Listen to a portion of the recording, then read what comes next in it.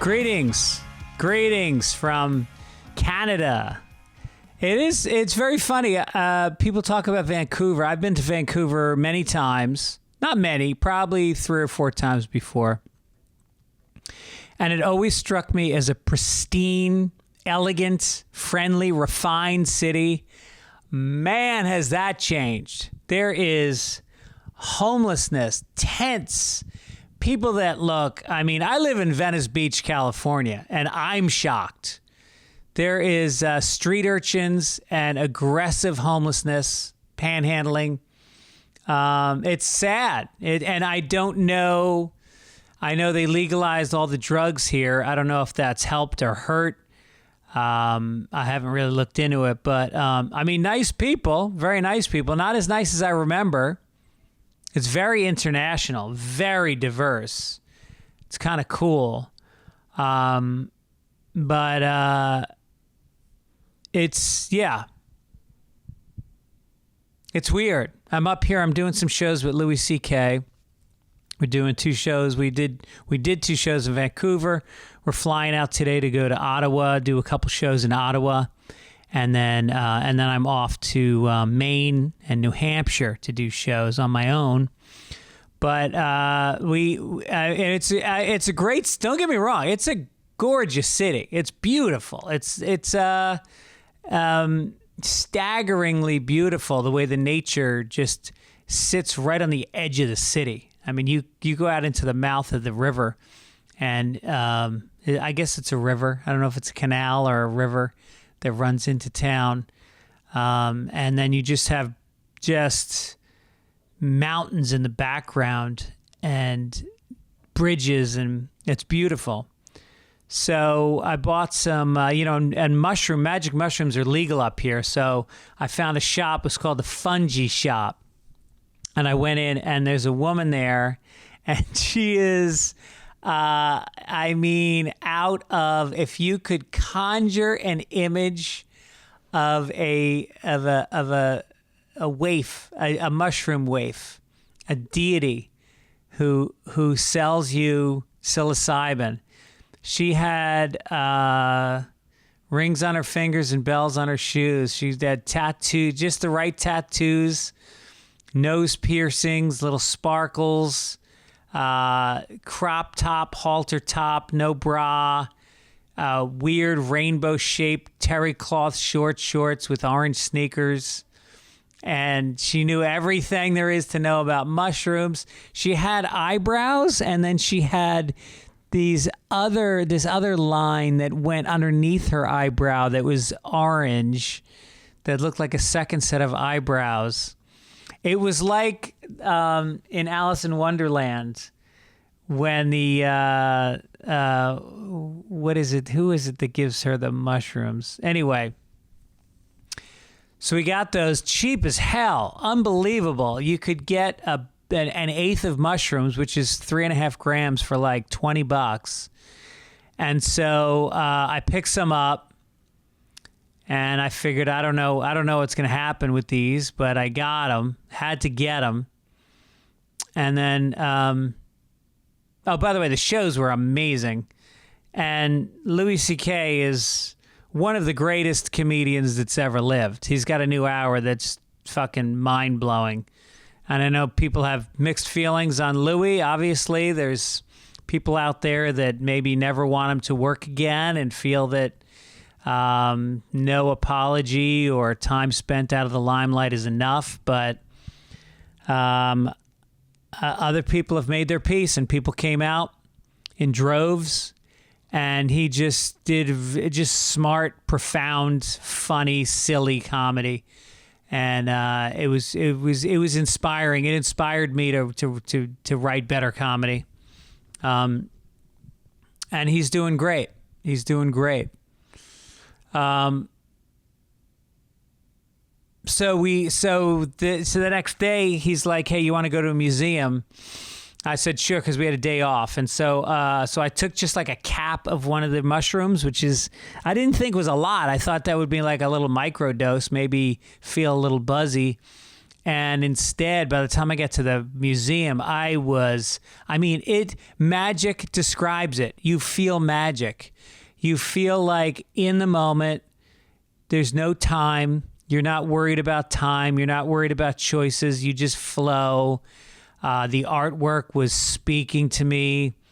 We went to the Vancouver Gallery, and they had a collection of women's art from a lot of Canadian, some European, and it was just gorgeous. A lot of self-portraits, and there was a photography exhibit, and what a great way to trip, just to be in a museum looking at art. And then we went out into the daylight, and it was about 80 degrees, gorgeous, sunny. And we walked through like a street fair, and it was just a feast of the senses. Went to a very cool French cafe for lunch.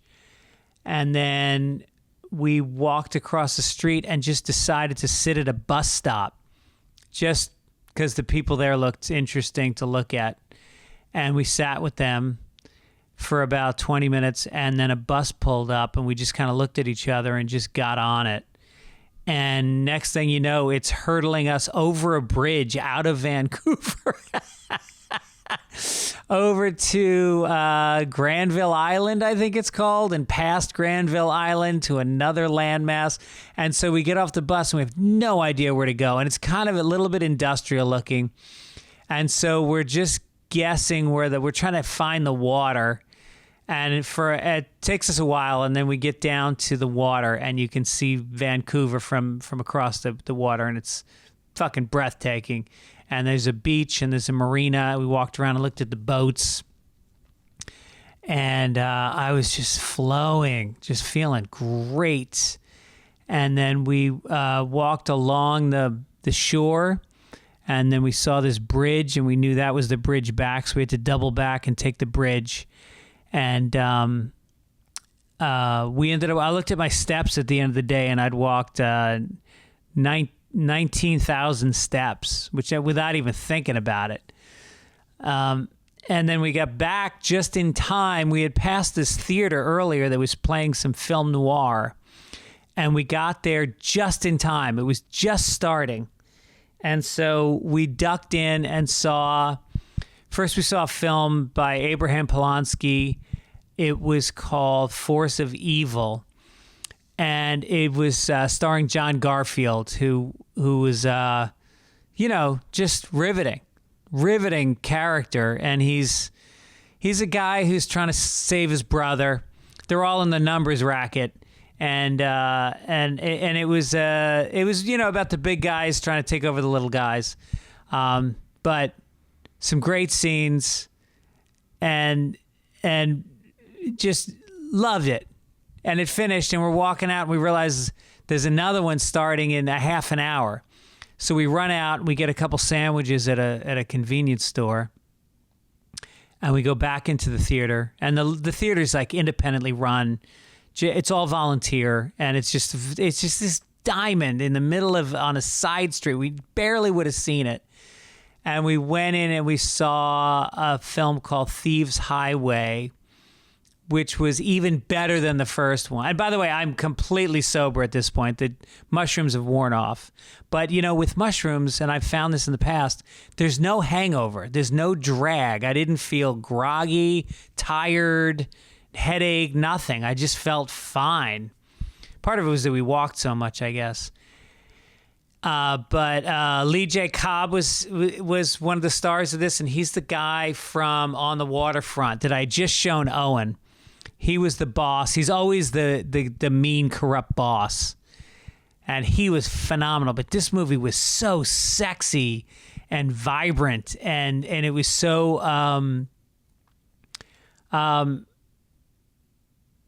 overwhelmingly chaotic.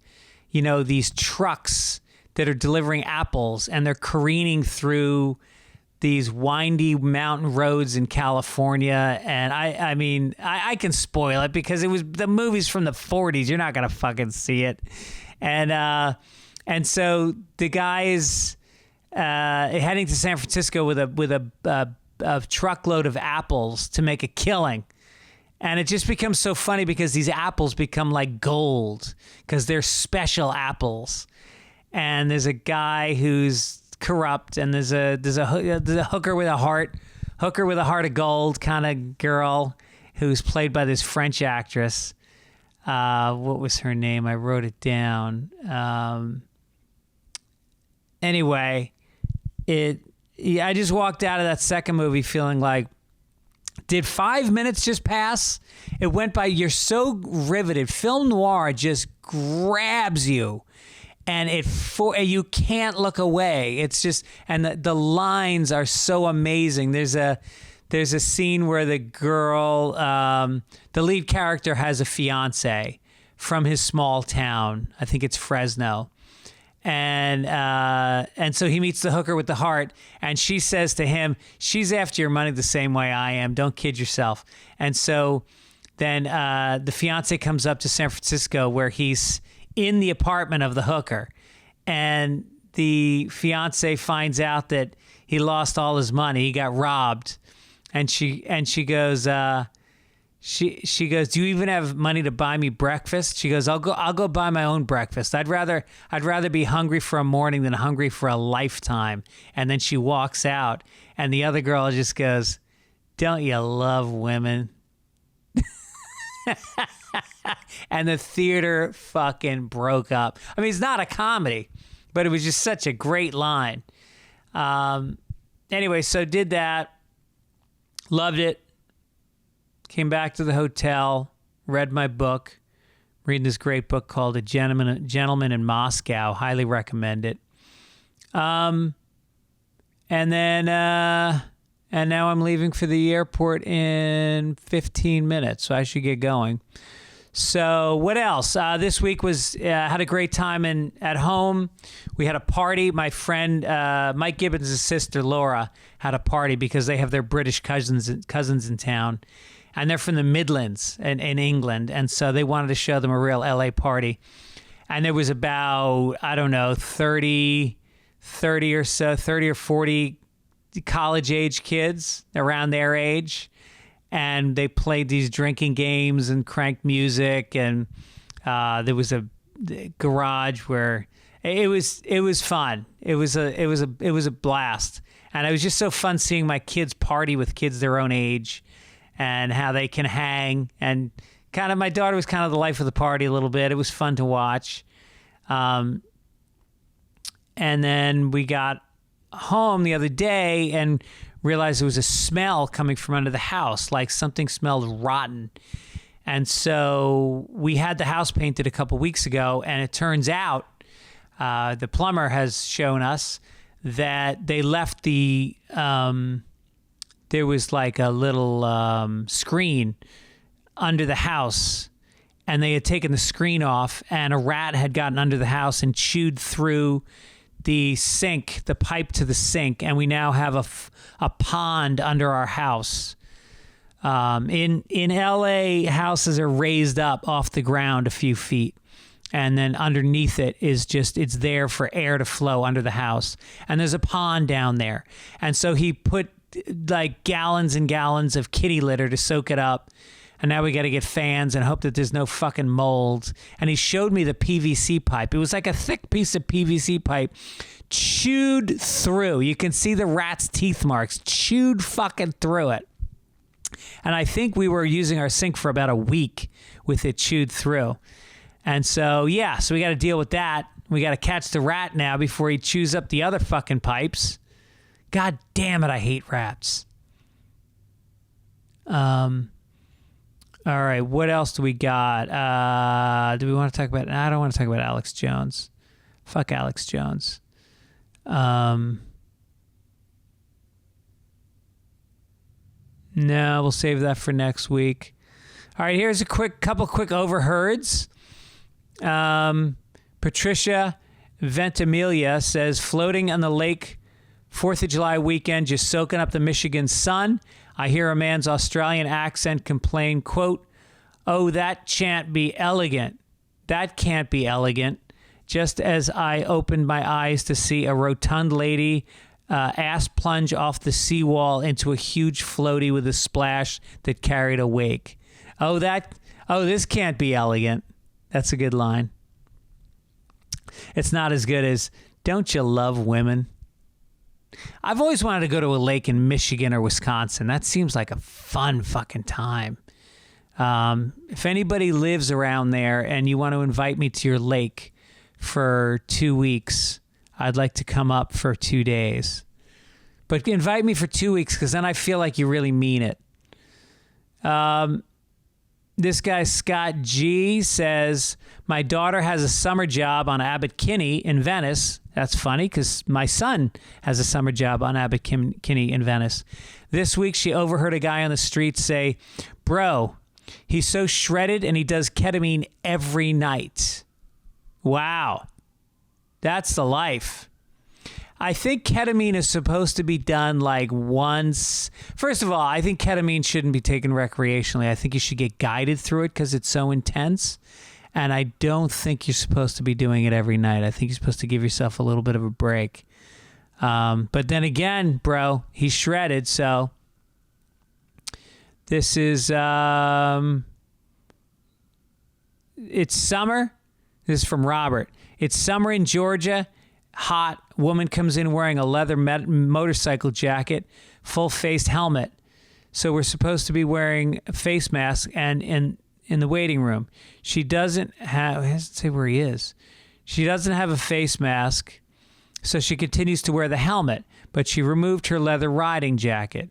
She sits down next to an old guy, and he looks at her and asks, do you ride motorcycles? And she responds, yes.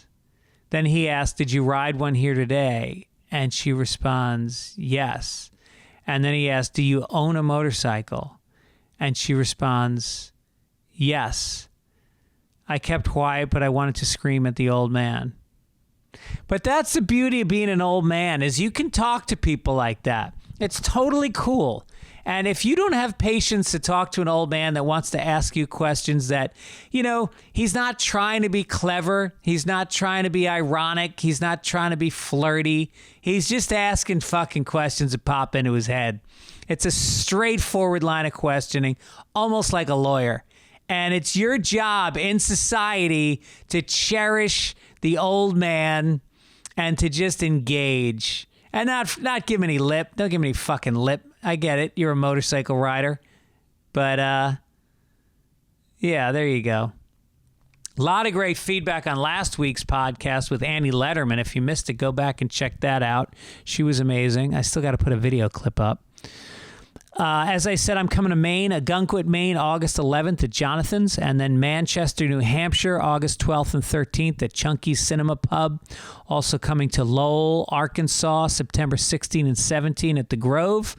Then dates coming up in New Orleans, Lafayette, Chicago, October 15th at the Den Theater, and then Tampa and Plano, Texas. Tickets at Fitzdog.com. Diggity, diggity. Also, I want to tell you something. We got a word from our sponsor, BetterHelp.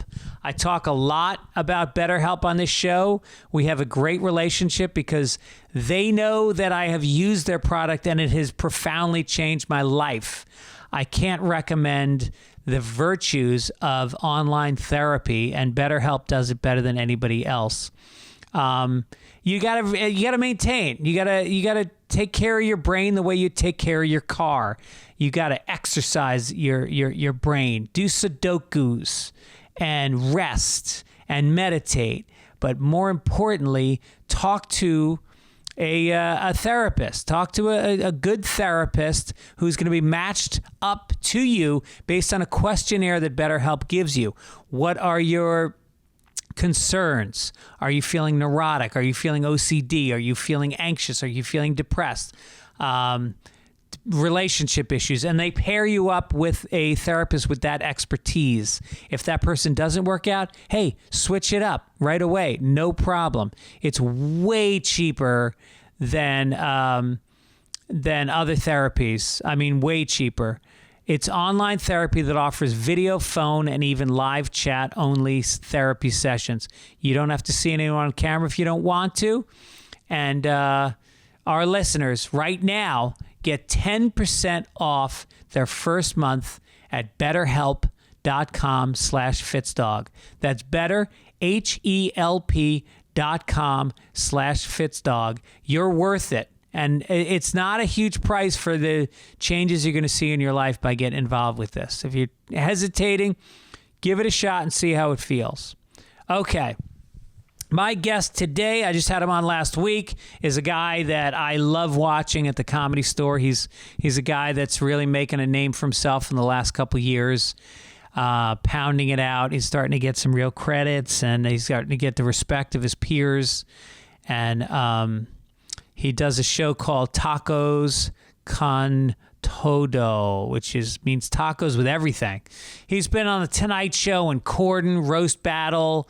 He's done a lot of acting on Mr. Iglesias, Alone Together, Sullivan and Son.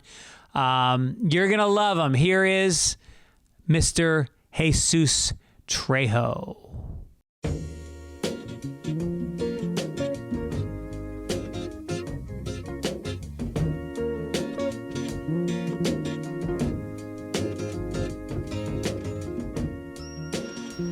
Welcome, Jesus Trejo, to my podcast. How are you, my friend? Doing great. How are you, man? Well, I'm psyched that you're on. I feel like, I was saying before the show, it's like in the old days, if you did the Ed Sullivan Show, it really launched a career, or if you did an HBO special in the 80s. And now it's coming on Fitzdog Radio on a Zoom call. I can cross that off my list. I'm excited. Yeah. Thank you for having me, dude. I'm just realizing in the background in my shot, there's a ruler right here. And the reason it's out is I measured my dick for the first time the other day. Because I have a big dick, but I didn't know how big it was.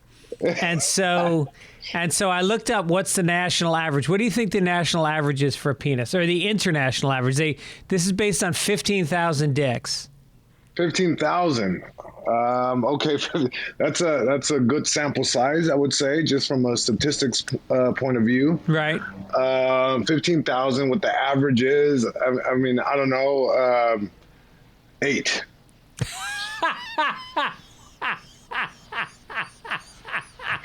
Dude, 8 inches is fucking this. I'm projecting, I think. I don't know. I'm like in the Mensa of schlongs here. Dude, women all across the country just winced when you said 8 inches. Holy shit. That would be that's a detriment to a relationship. No, 5.1 inches. Oh. 5.1. I've been beating myself up all these years, huh? Well, I've been beating it up too. Yeah. Have you ever measured your dick? No, I can't say I have. Really? No, yeah. Maybe I have like once or twice. Yeah, or 5 times. Yeah. Well, it might have been 8 inches then. I'm very impressed. Oh, thank you, man. But you're a tall guy. What are you, 6'1"? 6'3". 6'3". Yeah. Yes, you better have an 8-inch dick. Yeah, it's all proportionate, I guess. Yeah, right. Yeah, I mean, I'm 5'8". A Mexican dude, 5'8". Nice. Yeah. It's like Mexican dude who was 6'3". It's like, yeah, they stopped making them like this in '86. So I was the last Model T to roll off the conveyor belt there. I remember the '86 Mexican. It's tough to go on eBay looking for one. Yeah. Yeah, man. All original parts, Mexican with American parts, so.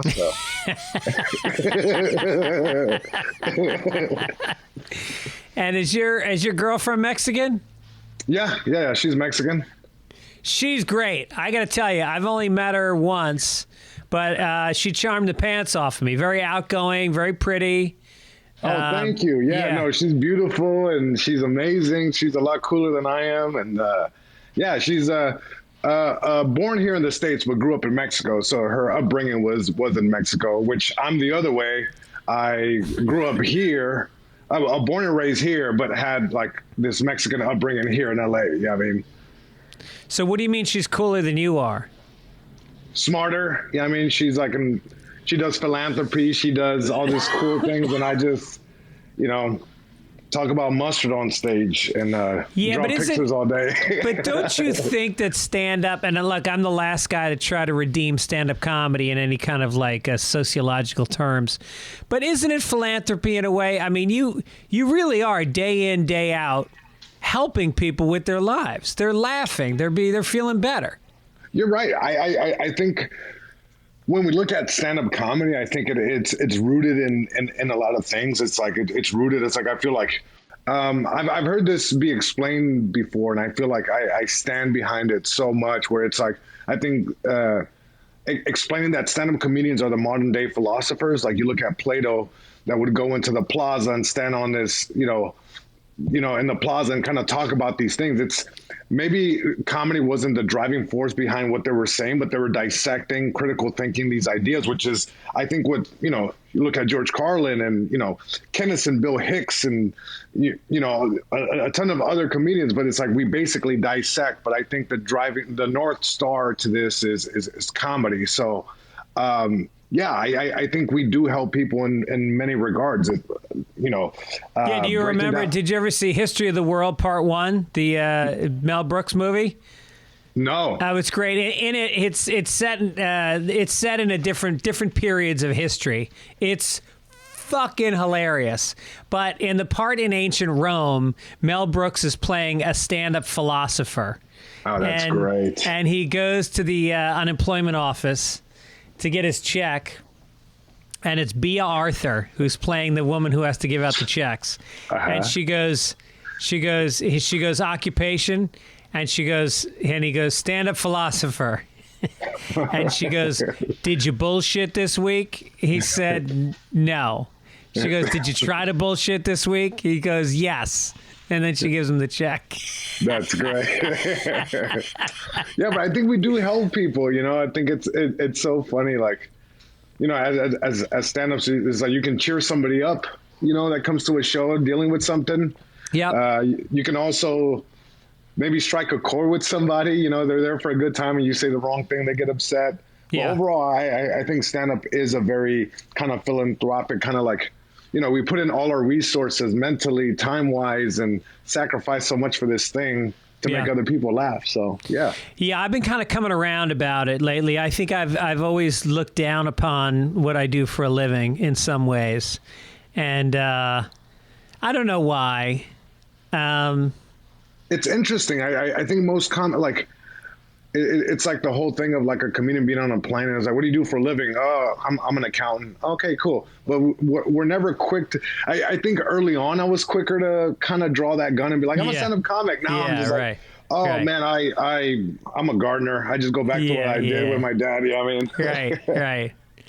Why is that? What do you think? Well, first of all, I think when you're something as foreign to most people as a comedian, you then get subjected to the same 10 questions over and over again. And you're just sick of it. It's like, I think as a comedian, we're always looking for new terrain. We love talking to strangers because you don't know what's going to happen. But if you tell them you're a comedian, you know exactly what's going to happen. They're going to say, do you make a living at it? Are you on a circuit? How do you write your jokes? Who's your favorite comedian?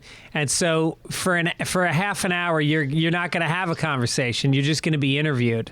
And I think it's kind of uninteresting to do that unless you're trying to get laid. And then it's like, it's a good lead. Did you meet your girlfriend at a comedy show? Yes. Well, kind of. I was, I met her in DC. While I was touring, I was touring doing we were doing screenings for this documentary that I had done with ARP Studios. It was a second project that ARP took on. The first one was like Dinner with Don Rickles, and this was the second project that they took on. And it was like this, I was a subject of this documentary, and it's like, it followed me for a year juggling like caregiving and being a stand-up comic. Caregiving with your father. My parents, both of my parents. Right. So my dad at the time was going through like the colon cancer stuff, and my mom was like recovering. Like we were dealing with the complications of like a brain tumor surgery kind of thing. Right. So that was kind of the snapshot in time. But they did this documentary that followed me for a year, and then we kind of did this circuit of like doing screenings all over. And, we had a screening in DC where their offices is located. And we got introduced by a mutual friend on a blind date. I hadn't met her, but they came out to a show. I met this woman that worked for the League of Cities, and we connected because she had a very similar story. And then she's like, "Hey, I have a friend you should meet. We're coming to your show tonight." And nice. And then that's how it happened. Yeah. I love it. And it's important that Mexican people date other Mexican people. 100%. Did you feel like it was kind of racist that she was setting you up with somebody who was Mexican just because you're Mexican? No, not at all. It was just, yeah, she happens to be Mexican, but she's a super interesting, super funny, super, yeah, I didn't even cross my mind. It's like when we met at the bar, we started talking, and yeah, she was very funny, and, had all this cool things, like cool stories of like working in DC and that kind of thing. So yeah, we stayed in contact, and here we are, still going at it. I love it. Well, I just celebrated my 23rd wedding anniversary yesterday. 23, yay! Yeah. 23 years of marriage. 23 years, yeah. How'd you meet your wife? Kind of similar a little bit. Really?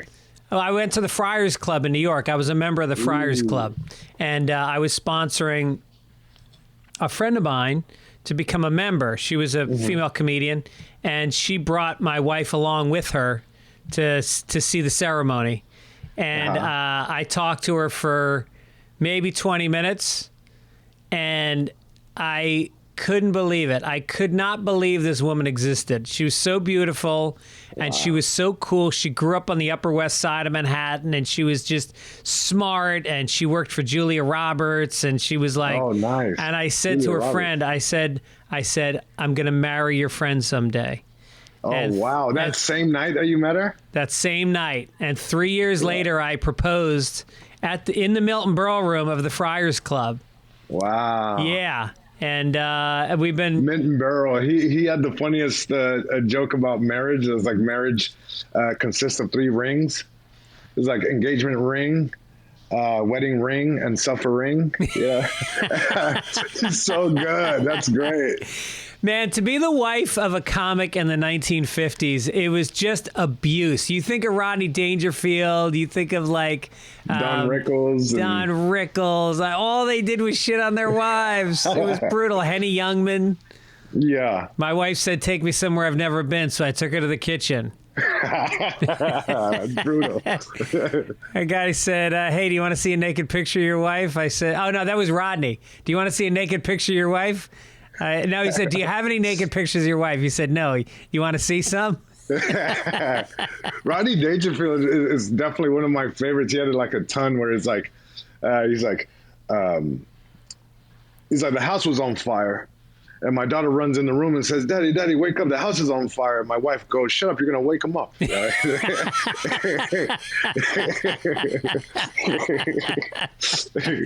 Dude, he had so much material. Like sometimes I go down the rabbit hole and I watch him doing, Carson loved him. He loved him, man. Yeah. It was, and he was so perfect. He was the perfect, like, in music, how sometimes it's like, oh, this artist is great, but it's like when they do like kind of the features on the song, you're like, oh, this is going to be great. I felt like Rodney on the couch as a guest was like the perfect, like, bam. It was just like he had so many great jokes. He had that one joke where one of my favorites is like, my father didn't like me. I asked for a bubble bath. He started boiling water.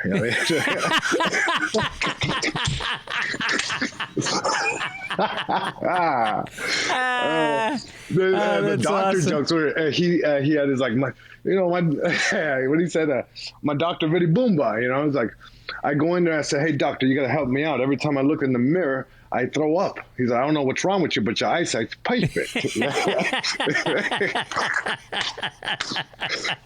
He was amazing. Have you ever seen his 1995 Vegas special where he's up there just, rifling joke after joke? And it was, he was moving a little slower on stage, but he just was like up there just Yeah. He went right to the end. I saw Henny Youngman when it was a Friars Club event, and they had a theater, and all the big comics were getting up. Dick Capri and Mousy Lawrence and Alan King. You remember Alan King? I'm not familiar. Alan King was, some people say, the first stand-up comic in the postmodern comic. Really? Yeah, you should check out Alan King. And so these guys are all performing, and then they said, ladies and gentlemen, and Henny Youngman was sitting in the front row in a wheelchair, and they go, ladies and gentlemen, Henny Youngman, and the stage is 6 feet up in the air, and everybody's going, how the fuck is Henny Youngman going to get on the stage? So they turned his wheelchair around, they handed him a microphone, and he ripped into, and I mean, he was in his, he had to be 90 years old at this point. He must have died like 3 days later. And he fucking launched into 10 minutes of perfect Henny Youngman material. The timing was perfect, elocution, everything. And it was like standing ovation. People went fucking crazy. That's awesome. Yeah, that's awesome. I mean, those comments like Milton Berle, he just was so, he's like the one-liner guy. Is like that kind of lineage of like him to like a Stephen Wright and to Mitch Hedberg. You know, it's like yeah, it's like so many styles, and that's crazy. Well, that's funny you like those guys so much because you're not a one-liner guy.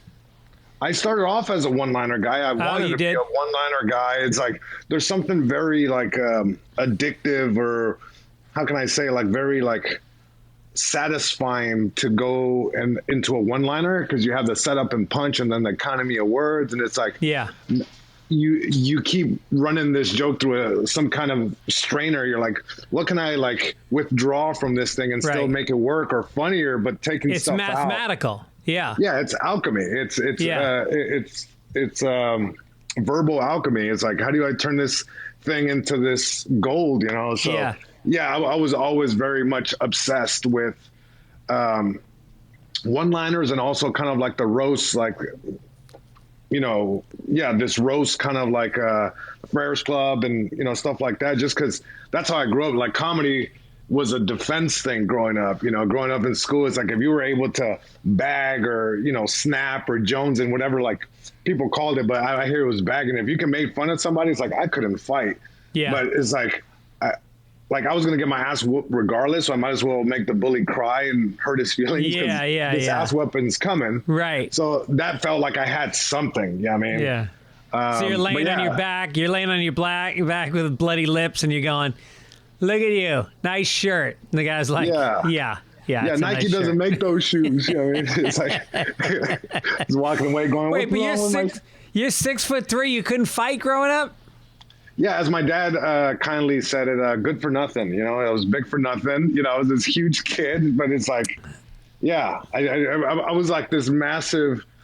I was my height in like 10th grade already. It's like 10th, 11th grade. I was already like 6 foot. And I was not good, not athletic, nothing. It was just goofy, happy-go-lucky kid. Was the coach trying to get you to play basketball? Football. They wanted me to go in there and football. He was like, you got to block those guys. I said, I'm not going to do that. Yeah. And I just walked right off the field. The uniform was great. Wearing the helmet was pretty fun, but it was like, I was like, I'm not going to do all that stuff. I just go sit down, drink Gatorade. You know? Use up all the towels to wipe up sweat from like not doing any activity, just sitting there sweating. Just chubby kid, Right. I know it's hard to have all those expectations of you that you can't live up to. Well, I guess it started with being named Jesus. I know, I got set up pretty good there. Yeah. You know what's funny with the name like Jesus is like, so it's Jesus, my parents named me Jesus Trejo. And I remember years ago when I was going to Mexico to, when I started doing shows in Spanish out there. So I go down there and the promoter had, my paperwork for when I, crossed over at airport to show Jesus. And for some reason at customs, this dude was just like a stickler. And he goes, you don't have the accent, over the E, Jesus. He's like, on here is like, it says Jesus Trejo, and I'm like, oh, come on. Like, you're really going to give me a hard time over the, you know what I mean? And it goes back and forth. Really? Yeah. And then it just, I didn't think nothing of it, and I thought it was kind of funny. It's like, I guess my real name is Jesus Trejo, right? Yeah. And then it's like the more I started kind of diving into it, just like overly thinking about this really like 30-second interaction where the guy gave me like some shit for, I'm like, let me look at my birth certificate, right? Did my mom write Jesus Trejo with the thing? And sure enough, it's like, my mom had somebody else fill out the form, and it does say, like, it doesn't have the accent. So I'm like, oh, damn, my government name is Jesus Trejo. But wow. I mean, my mom wanted me to name me Jesus. It's just, it's a little, you know, like a little line over the E, but it's like, it changes it. So, well, if I was you, and again, I can't make decisions for you, but I would get a tattoo. I would get a red round tattoo in the middle of each hand and on the tops of my feet. That's funny. It's just like, hey, I just got here and boy, are my palms tired. I just been hanging around, you know. So you're going off to, you just got back from Vancouver a little while ago, I think. I'm heading off there on Friday. How'd you like it? Oh, really? That's great. Where are you performing in Vancouver? I don't know. I'm doing a show. I'm doing some shows in Canada with Louie CK. So some theater wherever it is. Oh, nice. Yeah. Vancouver is amazing. Yeah. It's like, so they're having this thing right now where it's like it's so hot, man. It is really hot. And everyone kept talking about it. They're like, oh, there's a heat warning. Even my girlfriend looked it up on her phone. It's like, there's a heat warning thing. And it's like in the 90s or something. But yeah. It feels worse because I think Vancouver's not used to any heat. Right. So we checked into the condo for the club or whatever, and it was a crisp, like, air fryer, right? And it's like, we go straight for the AC unit to try to fix it, you know, try to get the AC going, and it's not turning on. And then they're like, oh, yeah, there's an AC unit in one of the rooms. And I look, and it works perfectly, but I'm like, what about the rest of the condo? And it was just hot getting through that night. And the next day I was like, can I please go to a hotel? Because it's really hot. And every restaurant that you would go to or anything else, it was like, it was crisp. Nobody was ready for any kind of heat. And they kept calling it what was it? A heat dome. It wasn't a heat wave. It was like the heat dome is in town kind of thing. But wow. I love Vancouver. It's a beautiful town, man. Yeah, it's cool. It's like, you know, there's something very healthy about the people there. You know, they just feel rugged and outdoorsy, and it's very multinational. You know, there's a good mix of people.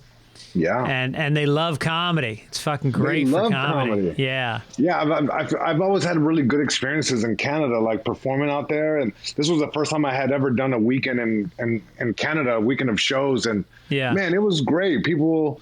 Like, you know, some shows it was more crowd work than others just because I was having fun with the audience. But if I went into a joke, they would listen. They'd follow you the whole way through. And yeah, it was really cool. I was awesome. Playing the House of Comedy down there. Oh, is that Rick Bronson or whatever his name is? Yeah, it wasn't in Vancouver proper, but it was like, I think it's the town is Westminster. Okay, yeah. So and about 30 minutes away. And then I see you're coming up. You're going to be playing at the Well in Bakersfield, where I just was a couple months ago. Oh, really? Nice. Yeah, I'm there this Saturday, which I'm super excited for. And dude, you're gonna have so much fun. Have you played there before? No, it's my first time. What do you think of the club when you were there? Awesome. It's like an old school rock club, and the owner's really cool, and like the people that come out are like, you know, you go to certain towns and they just seem really appreciative that you made the effort to come up to their town. Like they just kept saying, thanks for coming to Bakersfield. Thank you. Awesome. Like, and it's like, dude, it's not so bad. Bakersfield's not that bad. Yeah. But yeah, that's so cool. That's I haven't been to Fresno in a long time. I have a lot of family up there, so hopefully get to reach out and, you know, they come out to the shows and that kind of thing. Do you like going on the road? I like those gigs because when I did Bakersfield, I actually did Fresno the night before, and I did a one-nighter there, and I love getting in my car. It reminds me of the old days when I was a Boston comic, and I would play in, you know, all around New England and stuff. And there's something about not having to get on a plane that I really enjoy. Oh, interesting. So you like going on the road, but you're more of the car guy instead of the airplane. I love flying. Like I You love do? that whole experience. Oh, I love it. I got TSA pre-check. So like, Yeah. I think that was the only painful part, but with TSA pre-check, backpack, I show up in sweats, nothing in my pockets. I go through the thing. I'm out. Yeah. I'm there sipping coffee and a half-warm bagel that still has ice crystals in it. Like, what's better than that? right. Until you get some prick who's wondering where the accent is on your name. Yeah. Yeah. Yeah, but I love it. I love going on the road, but yeah, I do like the airplane travel a lot. I prefer it over driving. Well, I mean, it's because you're at a juncture in your career where you're starting to go on the road more than you used to. I mean, you started out, just so people know your backstory, like you started out working at the Comedy Store, how many years ago? 10 years ago? I got past September 7th, 2012. Right. So when you say past, were you? I worked there for 3 years. So I worked there for 3 years before that. Before you got passed. Before I got passed. So I worked the parking lot for 3 years and, did the maintenance during the day if I could pick up a shift. I did maintenance, park cars, mop the floors down there, answered phones sometimes, or sat people, whatever it was. But my main gig was the parking lot.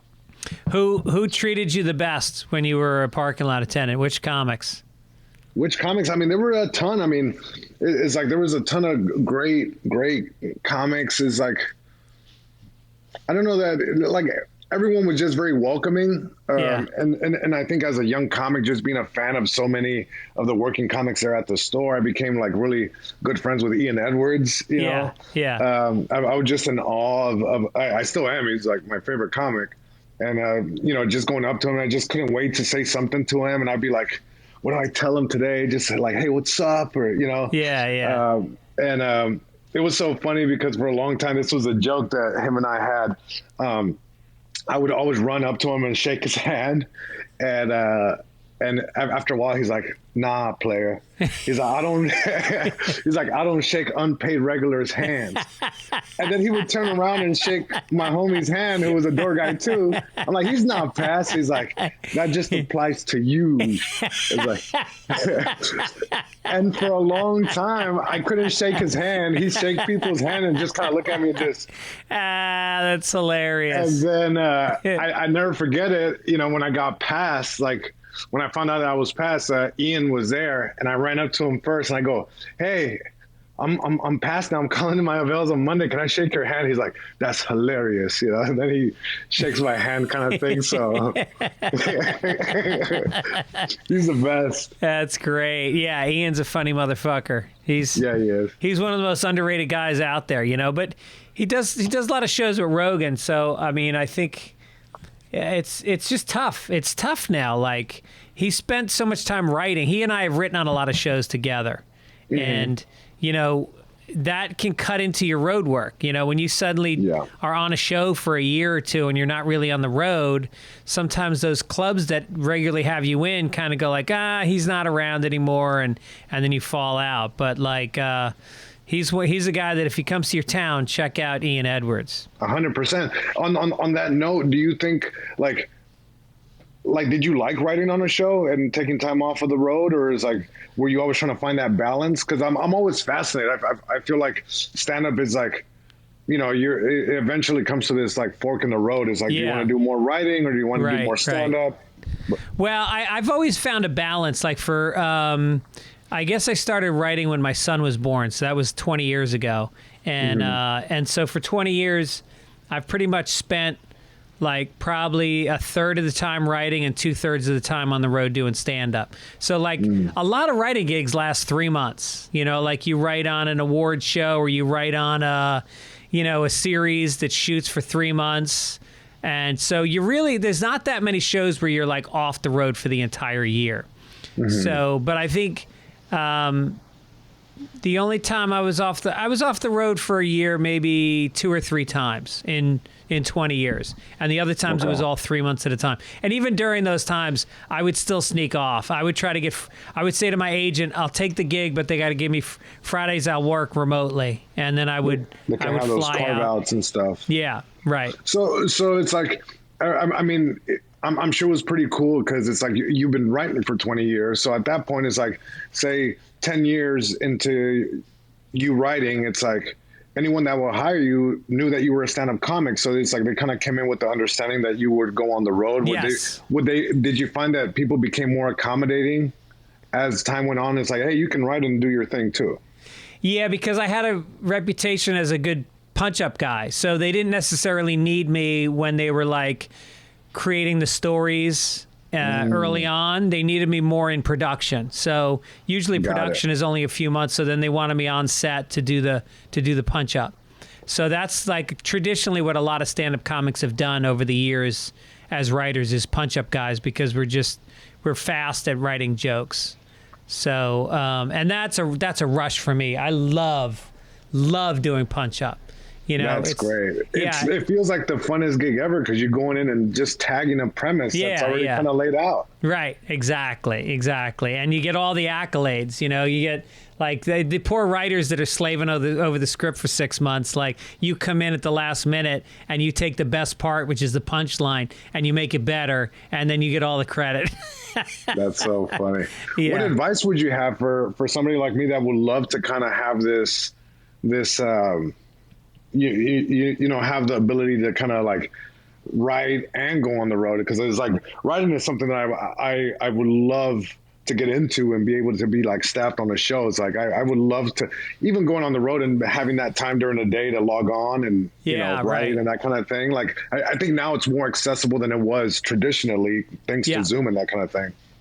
I think it's very hard to get jobs through an agent before you're really established. So you really have to get them like in terms of, you know, like say a guy like Chris Spencer, and you let Chris know that you're interested, and then you just say, hey, you know what, I'll come in and do punch-up for free anytime. Just let me know. I'd love to help out. You find out that somebody's got a pilot, you know, maybe Tom Segura's got a half-hour sitcom pilot. You say, hey, man, let me come in and do punch-up for free. And then you get your foot in the door and you show them that you can do it. And then if it goes forward, then you get hired on.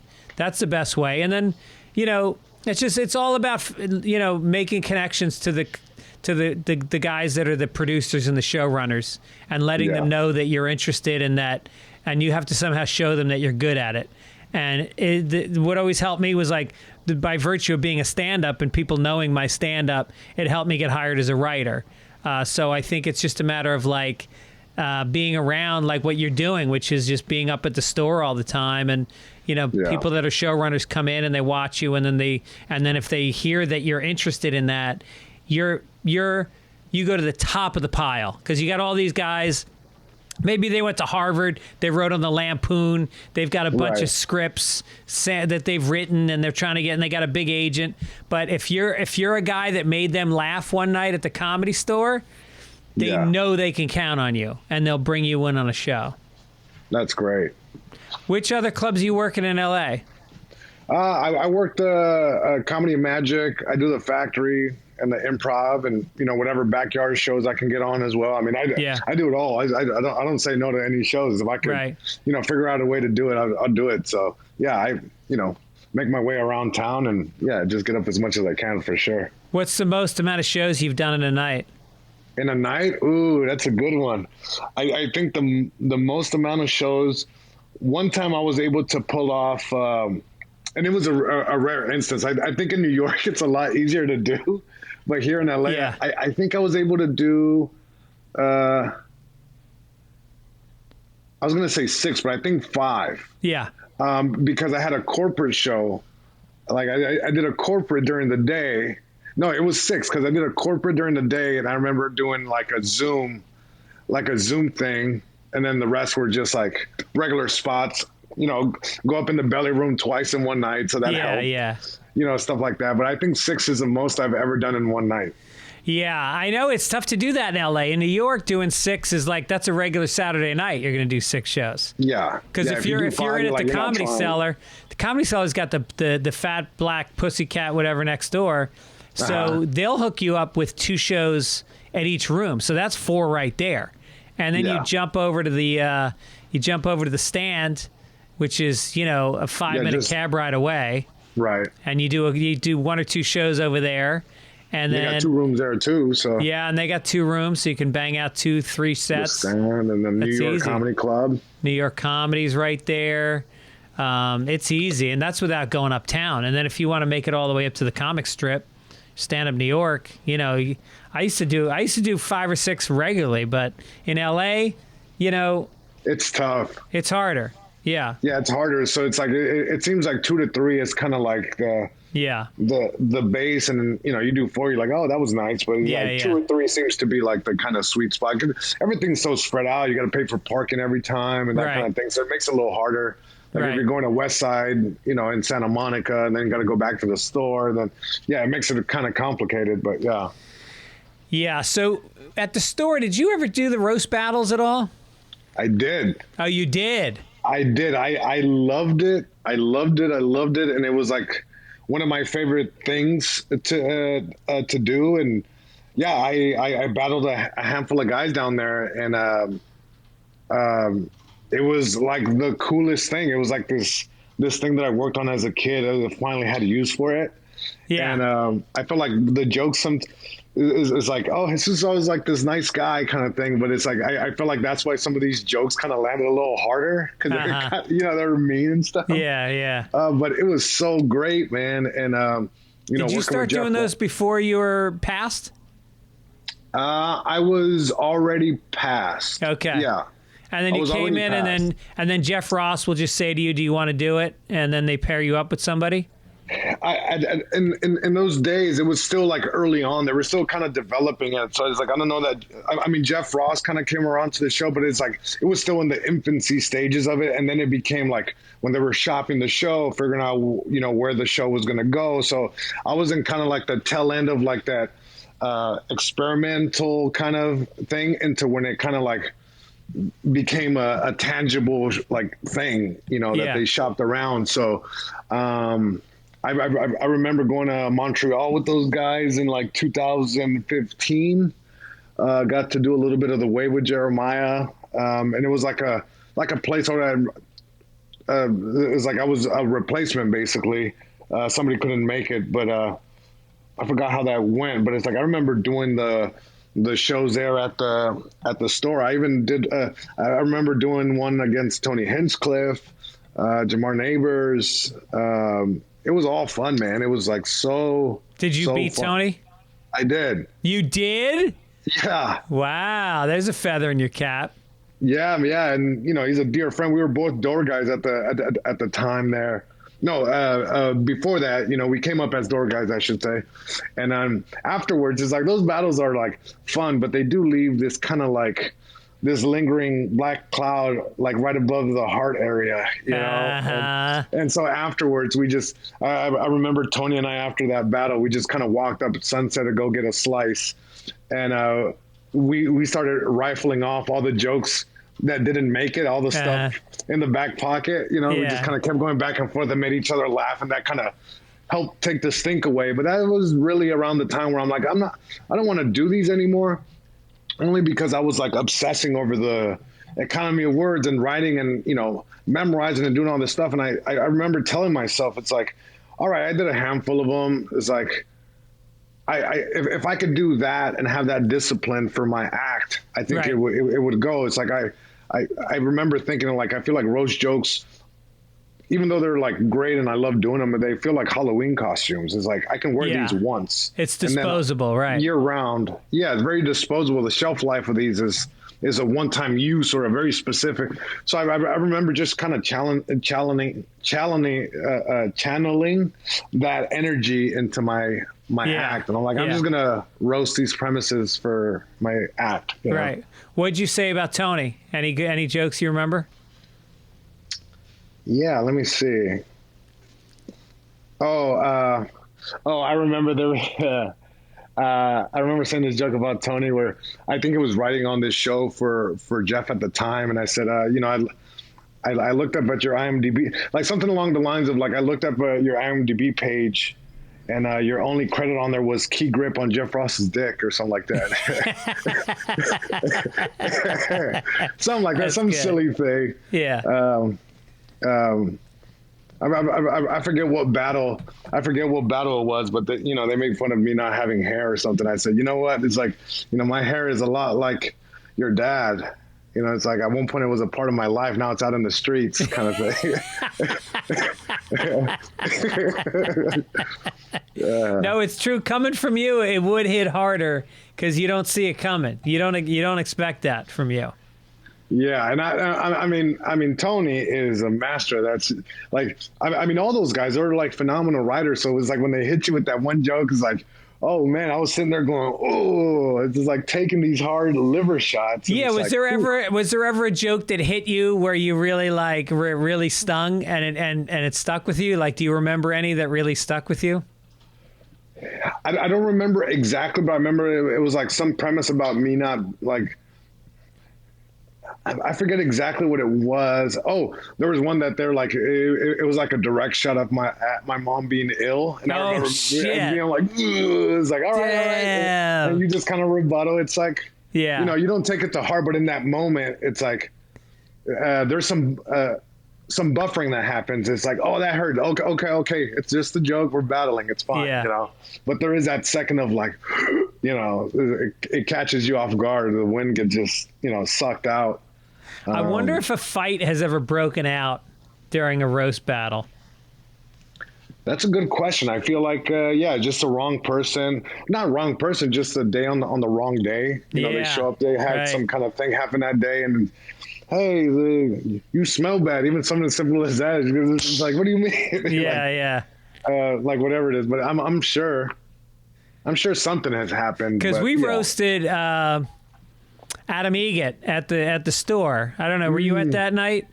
No, I wasn't there for that. That was right before he left, right? Yeah, right before he left, we had a roast for him, and one of the comics shit on me, and it was kind of a guy who's not established that well, and I fucking annihilated him, and to this day, that guy will not talk to me, or I don't know if he's just weirded out by how hard I hit him.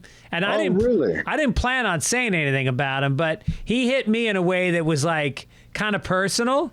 Oh, like, interesting. Like he was like he didn't even have a joke. He just goes, this one guy, I did a punch up with him on a show once about 6 years ago. And otherwise I can't really figure out how he makes a living. Like, I don't understand how his life works. Or something so it wasn't even like a structured joke. It was just kind of like a... Yeah. And so I didn't plan on talking about this guy because he was kind of irrelevant. And I fucking tore up. First of all, I explained to him how much money I make and how I make it and how he doesn't. And that he doesn't even have a Wikipedia page, and which neither do you. So sorry about that. No, it's all right. I'm working on one right now, actually. All right, good. No, I'm kidding.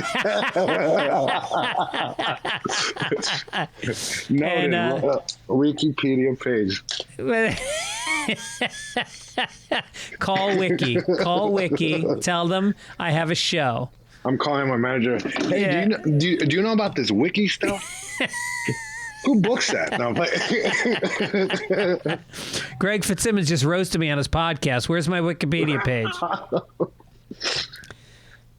So let's talk about this show that you're on. You host a show called Tacos con Todo, which means tacos with everything. Mm-hmm. And you've had unbelievable selection of guests on the show. I don't know how many of them you booked or yourself and how many the show booked for you.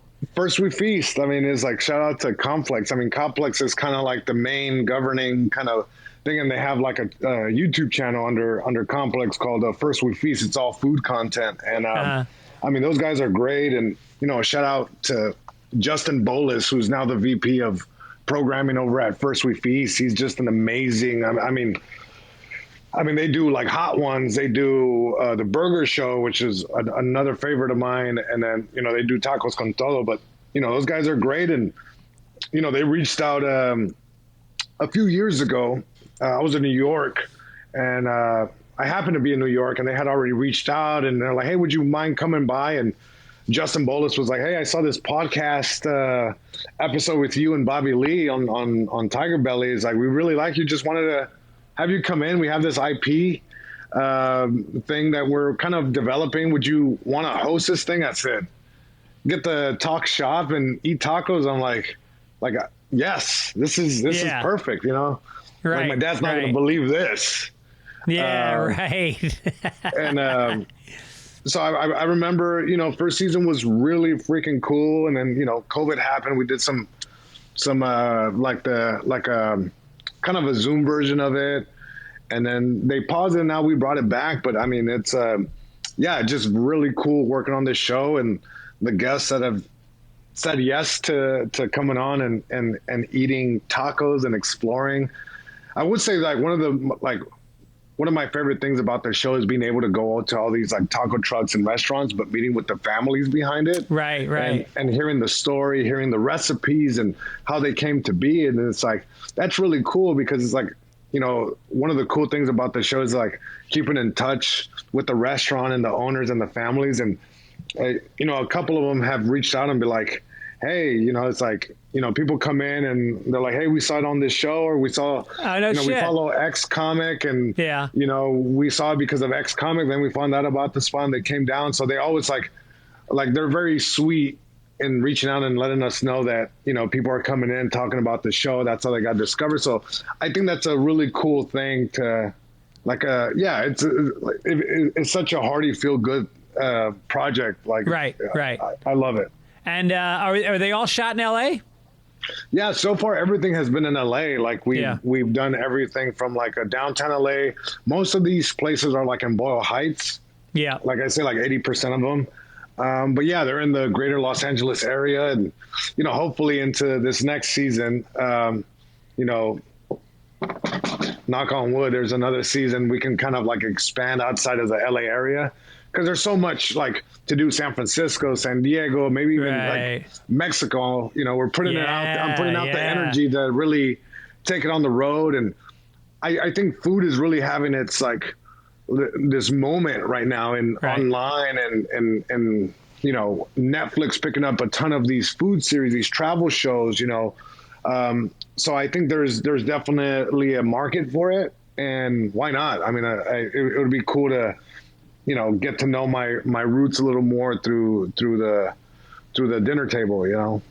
Right. So here's some of the guests you've had on. You had Mark Maron, Bobby Lee, Steve-O, Reggie Watts, Russell Peters, Tiffany Haddish, Bert Kreischer, Tom Segura, and Christina was on. Joey Diaz, Pauly Shore at Taco Bell. What was that like? That was just yeah. He was. So I told him, you know, we set up the, you know, in the room we were trying to structure the episode a little bit, kind of like, what do we do? And so we came up with this idea that we're going to take him out to this classic taco spot. And, you know, he gets in the car and we're driving. I said, look, we're going to.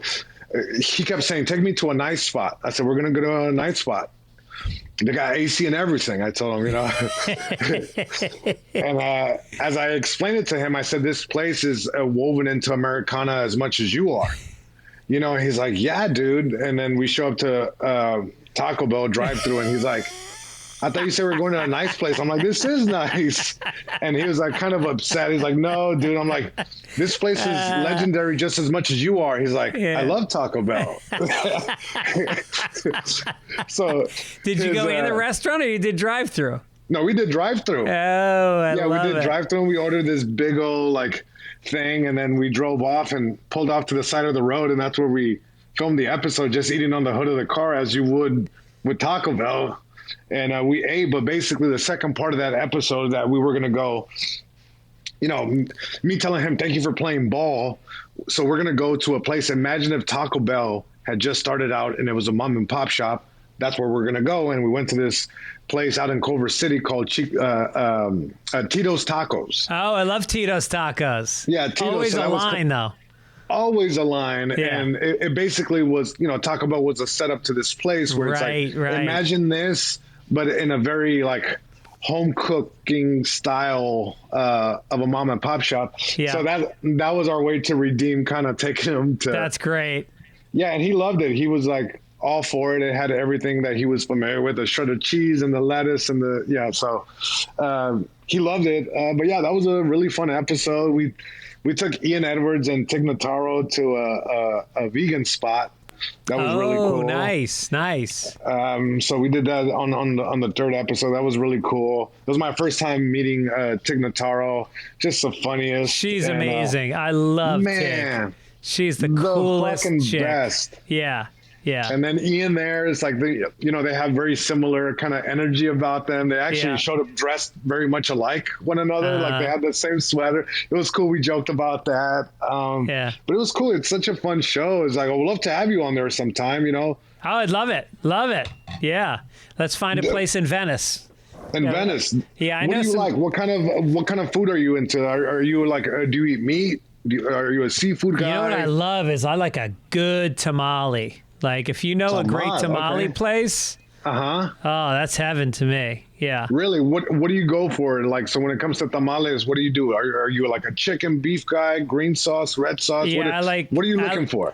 I like a combo, but I like a green sauce, but I also like the mole. Mole is good. Yeah, chicken mole. If you like mole, I don't know if you've been to this phenomenal Mexican restaurant. It's in, I think it's like Koreatown. It's called Guelaguetza. Have you been there? No. You would love it. They have like authentic Oaxacan moles and all kinds of dishes. And it's like, but their specialty is mole. Yeah.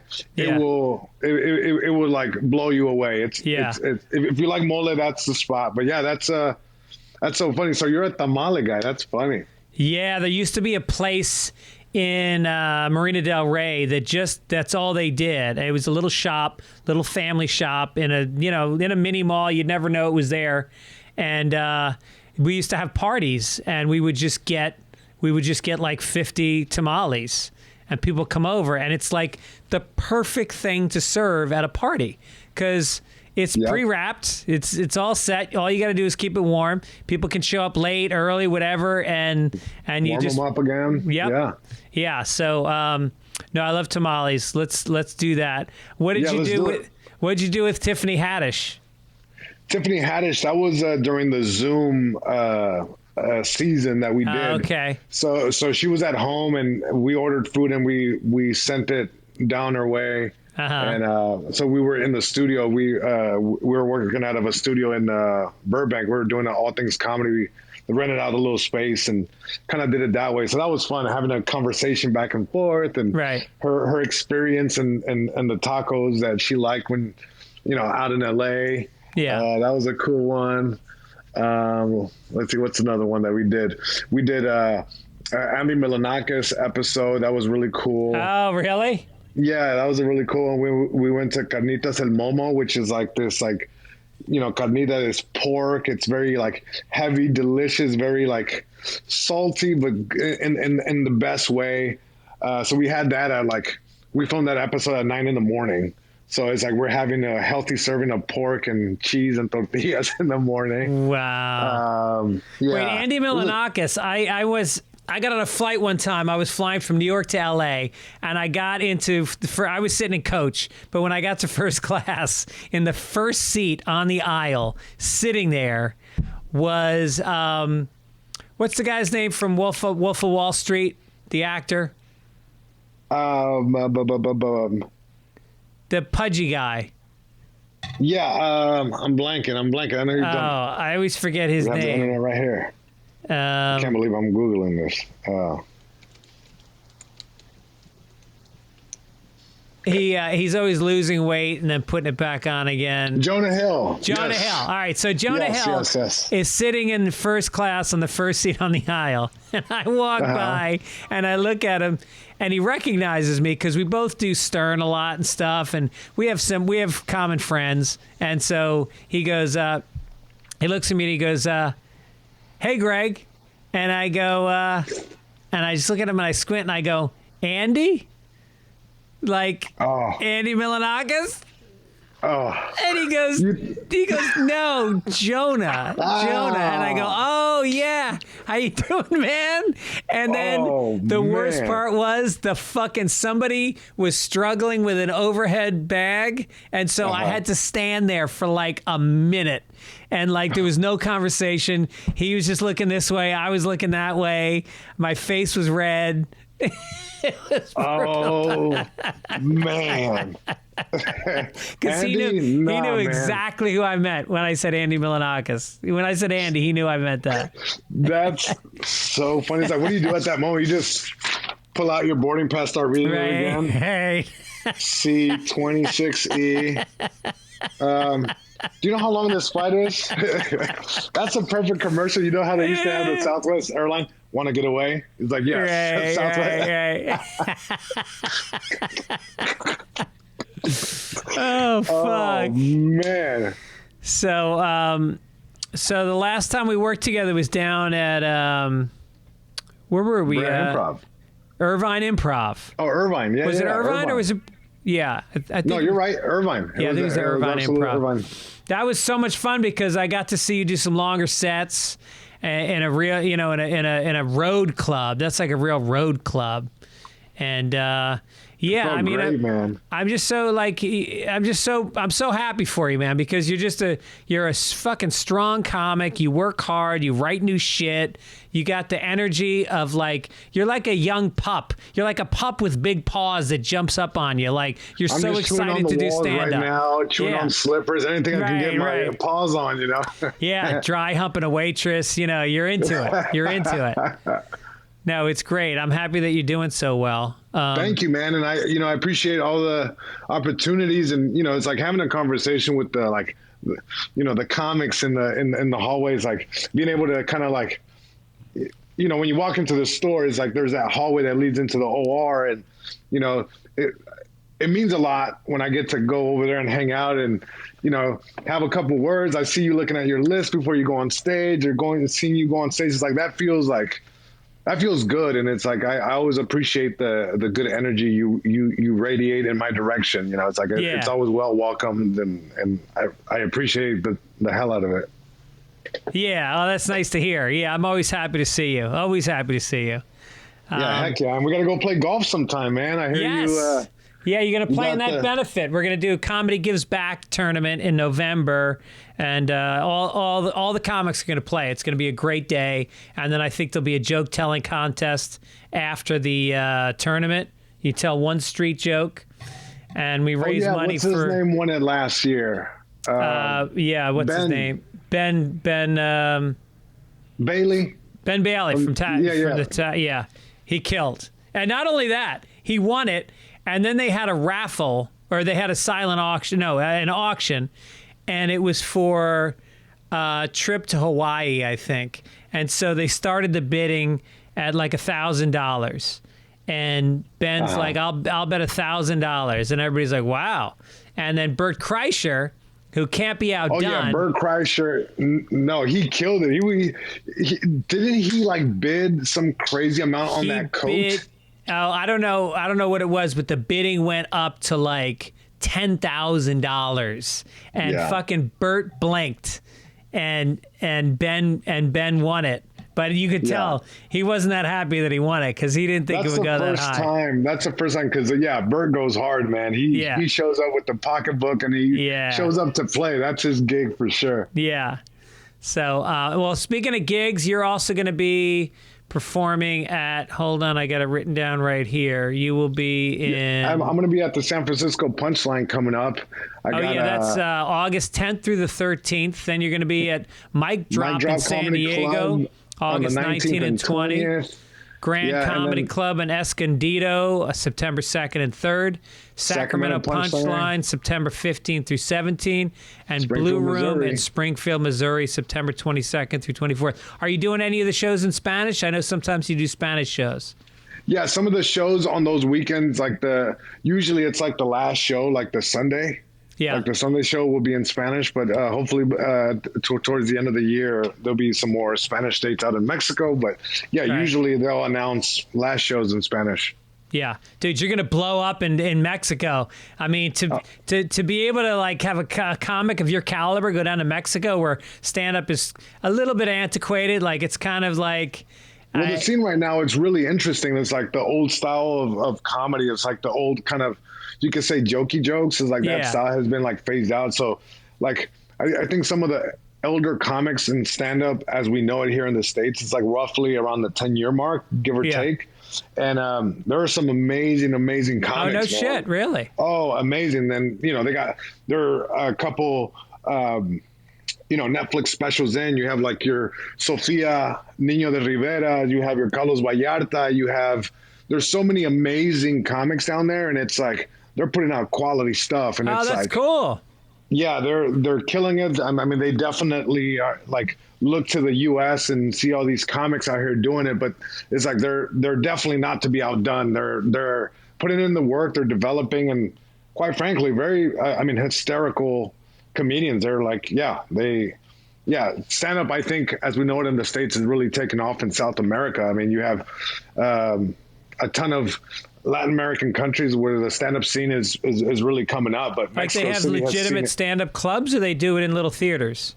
No, clubs. I think further into South America, I don't know, but as far as Mexico, there's a bunch of comedy clubs have sprung into existence because of this new art thing, and of course the bigger comics do the theaters and that kind of thing, but there is definitely a scene. Restaurant, bar shows are popping up everywhere, but there are a bunch of comedy clubs in Mexico City, in Monterrey. Guadalajara has a scene. Yeah. Even Tijuana has like comedy clubs. It's like they have like a little scene of stuff happening all over. So it's really fun, and it'll be cool to kind of do the 6 months here, 6 months there kind of thing. That would be the dream, and be able to write along the way. Be able to have the writing gig during the day and be able to kind of go back and forth. So. Well, if I can give you any advice, I would say just get a black pen and put that little mark above the E on your name so that you don't get held up at the border every time you cross. Which way does the little mark go, left or right? It goes left to right. This way or that. All right, brother. Well, thanks for coming on. Thank you so much, man. You're the best. Thank you. This was super great. And sending you a big hug. I'll give you a hug in person. Thank you so much, man. All right, buddy. Talk to you soon. Thanks again. Peace. Peace.